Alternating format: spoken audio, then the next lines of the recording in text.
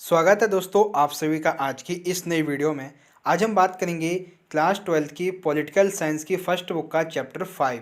New syllabus के according chapter 5 बनता है आपका संयुक्त राष्ट्र संघ और इसके संगठन।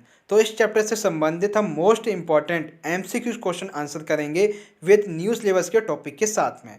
तो चलिए वीडियो को शुरू करते हैं बिना टाइम वेस्ट करते हुए। देख सकते हैं आप संयुक्त राष्ट्र संघ, जो संयुक्त राष्ट्र संघ है यह किसका उत्तराधिकारी है। ठीक है, आपके ऑप्शन है यूरोपीय संघ का, आसियान का, लीग ऑफ नेशंस का, इनमें से कोई नहीं। तो यूरोपीय संघ और आसियान का तो कोई मतलब ही नहीं है संयुक्त राष्ट्र से।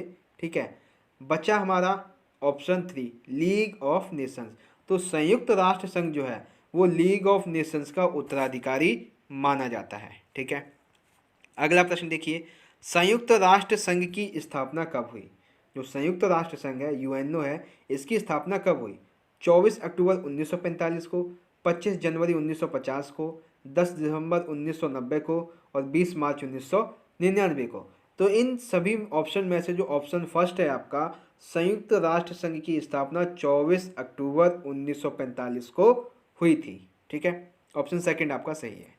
अगला देखिए, संयुक्त राष्ट्र संघ का प्रधान मुख्यालय कहाँ है, यानी कि संयुक्त राष्ट्र संघ जो है इसका प्रधान मुख्यालय कहाँ पे है। ठीक है, आपके ऑप्शन है न्यूयॉर्क में, अमेरिका में, इंडोनेशिया में या जकार्ता में।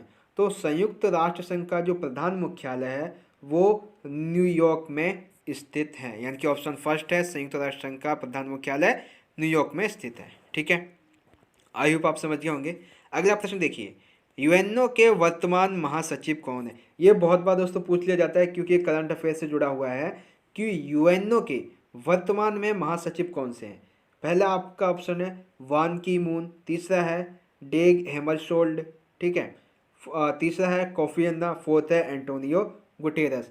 तो अभी हम वर्तमान की अगर हम बात करें तो वर्तमान में यूएनओ के महासचिव हैं एंटोनियो गुटेरियस। यूएनओ के वर्तमान में महासचिव कौन है, एंटोनियो गुटेरियस, यानी कि ऑप्शन फोर्थ जो है ये सही है। ठीक है, अगला प्रश्न देखिए, यूएनओ का सबसे अधिक दिखने वाला सार्वजनिक चेहरा कौन सा है। यानी कि यूएनओ में जो सबसे अधिक दिखने वाला चेहरा होता है वो कौन सा होता है, ये इंपॉर्टेंट है। महासचिव का होता है, अध्यक्ष का होता है, प्रधानमंत्री का, या इनमें से कोई नहीं।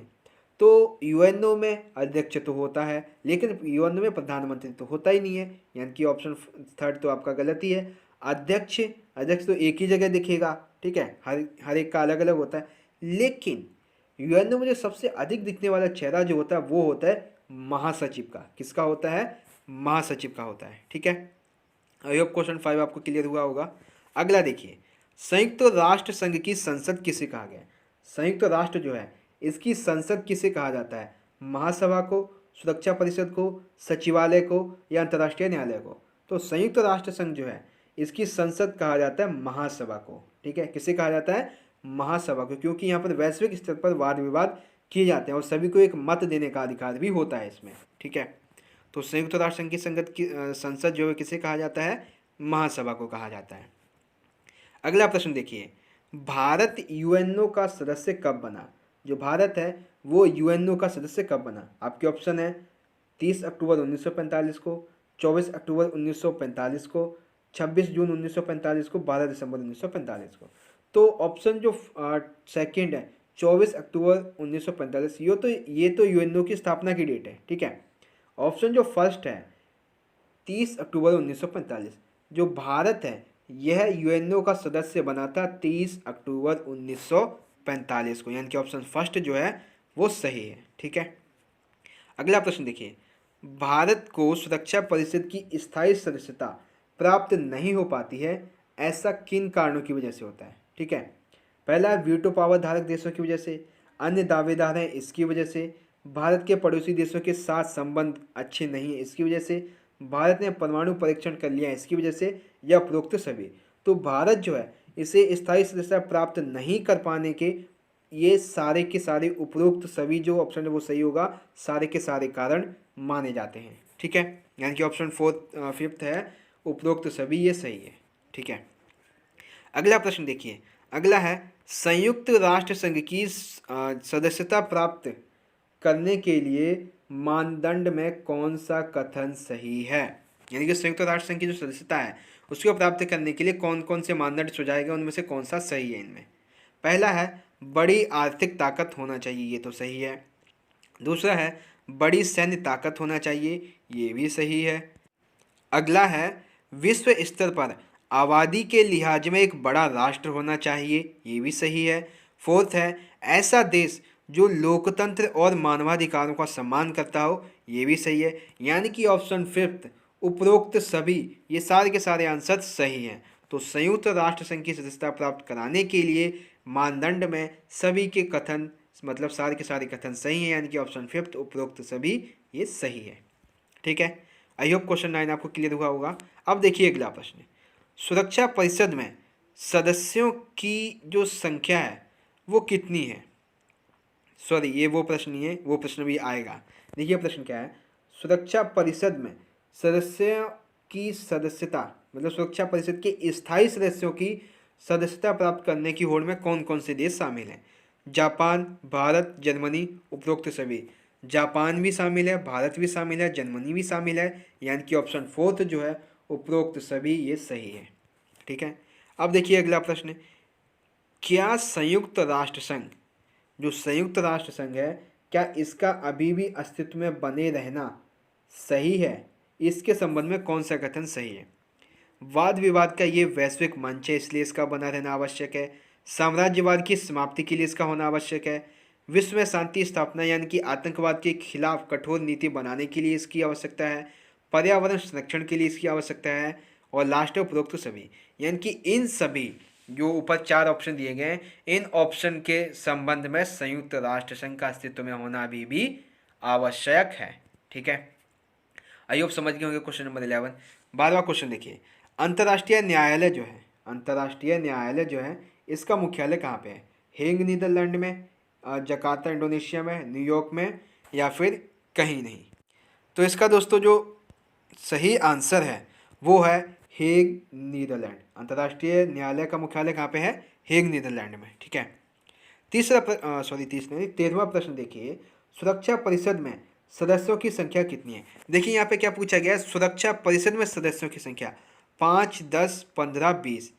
देखिए दोस्तों क्वेश्चन को ध्यान से पढ़िए कि सुरक्षा परिषद में सदस्यों की कितनी संख्या। यहाँ आपको ये नहीं पूछा गया है कि स्थायी सदस्य या अस्थायी सदस्य, कुल सदस्यों की संख्या पूछी गई है। तो वो कितनी होती है, 15 होती है। 5 स्थायी होते हैं और 10 अस्थायी सदस्य होते हैं, यानी कि ऑप्शन 3 जो है 15 वाला ये सही है आपका। अगला देखिए, न्यास परिषद जो यूएनओ है, इसका एक ऐसा अंग जिसे भंग कर दिया गया था उसके बारे में है कि न्यास परिषद को औपचारिक रूप से कब निलंबित किया गया था। 1994 को, 1999 को, फिर से 1999 है और फिर 1890 को। तो न्यास परिषद को औपचारिक रूप से 1994 को निलंबित कर दिया गया था, इस शर्त पे कि भविष्य में अगर इसकी जरूरत पड़ेगी तो इसे फिर से अस्तित्व में लाया जाएगा। ठीक है, यानी कि क्वेश्चन नंबर 14 का ऑप्शन फर्स्ट 1994 ये सही है। ठीक है, अगला प्रश्न है क्वेश्चन नंबर 15, WTO किसका उत्तराधिकारी है। जो WTO है इसे किसका उत्तराधिकारी माना जाता है। General agreement on trade and tariff का, विश्व बैंक का, अंतर्राष्ट्रीय मुद्रा कोष का, या संयुक्त राष्ट्र संघ का। ठीक है, तो इसका सही आंसर होगा WTO को general agreement on trade and tariff का उत्तराधिकारी माना जाता है, यानी कि ऑप्शन फर्स्ट आपका सही है। ठीक है, अगला प्रश्न देखिए, सुरक्षा परिषद में अस्थायी सदस्यों को कितने वर्षों के लिए चुना जाता है। सुरक्षा परिषद में स्थायी सदस्य होते हैं जो कि हमेशा के लिए हैं, लेकिन जो अस्थायी सदस्य हैं उनको कितने वर्षों के लिए चुना जाता है। 2 वर्ष के लिए, 3 वर्ष के लिए, 5 वर्ष के लिए, या 10 वर्ष के लिए। तो सुरक्षा परिषद में स्थायी सदस्यों को चुना जाता है 2 वर्षों के लिए। ठीक है, कितने वर्षों के लिए, 2 वर्षों के लिए चुना जाता है। ठीक, अगला प्रश्न देखिए, सुरक्षा परिषद में वीटो पावर का अधिकतम इस्तेमाल किसने किया है। जो सुरक्षा परिषद है इसमें वीटो पावर का सबसे अधिक बार इस्तेमाल किसने किया है। चीन ने, फ्रांस ने, ब्रिटेन ने, या रूस ने, जिसे पूर्व में इसे सोवियत संघ कहा जाता था। तो सुरक्षा परिषद में आपकी एनसीईआरटी के अनुसार सबसे ज़्यादा अधिक बार वीटो पावर का इस्तेमाल किया है रूस ने, यानी कि सोवियत संघ पूर्व में जिसे कहते थे। इसने लगभग 122 बार, कितने बार, 122 बार इसका उपयोग किया है, किसका, वीटो पावर का। ठीक है। अगला प्रश्न देखिए, यूनेस्को, देखिए आपके जो नए टॉपिक ऐड हुए हैं उससे संबंधित प्रश्न है। देखिए आंसर मतलब प्रश्न क्या है, देखिए यूएनओ की, सॉरी यूएनओ नहीं है, यूनेस्को की स्थापना कब हुई? जो यूनेस्को है इसकी स्थापना कब हुई? 16 नवंबर 1945 को, 30 नवंबर 1945 को, 17 नवंबर 1945 या 18 नवंबर 1945? तो यूनेस्को की जो स्थापना है वो हुई थी 16 नवंबर 1945 को। कब हुई थी? 16 नवंबर 1945 को। अगला प्रश्न है क्वेश्चन नंबर 19, यूनेस्को का मुख्यालय कहाँ है? पहले अब हमने देखा कि इसकी स्थापना कब हुई, अब इसका मुख्यालय देखिए, पेरिस यानी फ्रांस में, हेग नीदरलैंड में, अमेरिका में या कहीं नहीं? तो यूनेस्को का जो मुख्यालय है वो है पेरिस यानी कि फ्रांस में। कहाँ पे है? पेरिस, फ्रांस में। अगला है, यूनिसेफ की स्थापना कब हुई? यूनिसेफ की स्थापना कब हुई? ऑप्शन है 11 दिसंबर 1946, 26 नवंबर 1945, 24 अक्टूबर 2019। तो तीसरा प्रश्न, तीसरा ऑप्शन तो पूरा ही गलत है, फोर्थ भी गलत है, क्योंकि इसमें से एक आंसर सही है। कौन सा सही है? 11 दिसंबर 1946। यूनिसेफ की जो स्थापना है वह 11 दिसंबर 1946 को हुई थी, यानी कि ऑप्शन जो फर्स्ट है वो सही है। अगला है, यूनिसेफ का मुख्यालय कहाँ है? अभी यूनिसेफ की स्थापना देखी हमने, अब यूनिसेफ का मुख्यालय कहाँ पे है? न्यूयॉर्क में, पेरिस या फ्रांस में, हेग नीदरलैंड में या फिर अमेरिका में? तो यूनिसेफ जो है इसका मुख्यालय है न्यूयॉर्क में, जहाँ पे यूएनओ का प्रधान मुख्यालय है। ठीक है। अगला है आईएलओ। आईएलओ जो है इसका पूर्ण रूप क्या है? आईएलओ का पूरा नाम क्या है? ठीक है, आपके ऑप्शन है अंतर्राष्ट्रीय श्रम संघ, श्रम संगठन, केंद्रीय लेबर संघ, कोई नहीं। तो आईएलओ का जो पूर्ण रूप है, पूर्ण नाम है, वो है अंतर्राष्ट्रीय श्रम संघ। क्या है? अंतर्राष्ट्रीय श्रम संघ। अगला देखिए, आईएलओ का मुख्यालय कहाँ पे, यानी कि जो अंतर्राष्ट्रीय श्रम संघ है इसका मुख्यालय कहाँ पे? Geneva Switzerland, Paris France, Hague Netherlands, New York. तो इसमें से ये तीनों आंसर तो पूरा ही गलत है, अभी हमने देख ही लिया था इनके बारे में। बचा जिनेवा स्विट्जरलैंड। तो आईएलओ का जो मुख्यालय है ये कहाँ पे? जिनेवा स्विट्जरलैंड में। ठीक है। अब देखिए, अब ये जो प्रश्न है ये मोस्ट इंपॉर्टेंट है। इसमें क्या करना है, आपको सही गलत के बारे में बताना है। संयुक्त राष्ट्र संघ के बारे में कुछ कथन नीचे दिए गए हैं, इनमें से आपको प्रत्येक के आगे सही और गलत बताना है। कौन सा सही है कौन सा गलत आपको ये बताना है। पहला क्वेश्चन देखिए, सुरक्षा परिषद में सिर्फ स्थायी सदस्यों को वीटो पावर प्राप्त है। हाँ, ये सही है। दूसरा है, वीटो एक तरह की नकारात्मक शक्ति है। जी हाँ, ये एक तरह की नकारात्मक शक्ति है।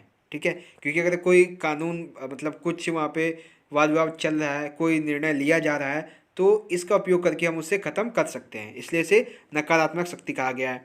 तीसरा है, एक वीटो से भी सुरक्षा परिषद का प्रस्ताव नामंजूर हो जाता है। ये तो सिंपल सा है, हाँ ये तो सही है। ठीक है। अगला देखिए, एक सेकेंड, हाँ अगला है, सुरक्षा और शांति से जुड़े सभी मामलों का निपटारा सुरक्षा परिषद में ही होता है। जी हाँ, ये सही है, क्योंकि जो सुरक्षा परिषद है वो सुरक्षा से संबंधित और शांति से संबंधित सभी जुड़े मसलों का निपटारा करती है, यानी कि ये वाला सही है। ठीक है।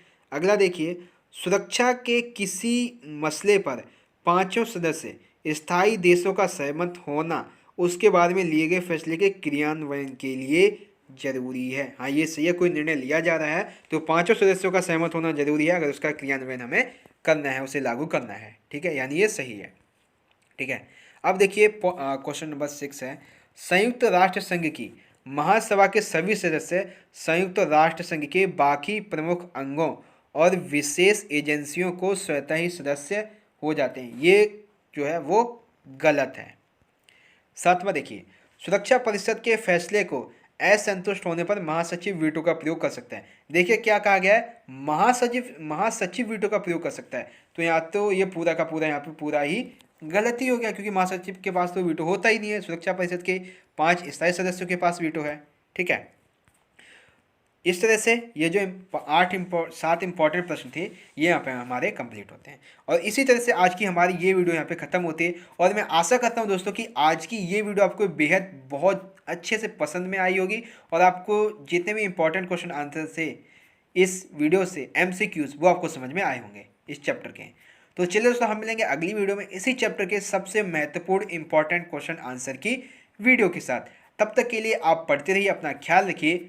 धन्यवाद। जय हिंद, वंदे मातरम।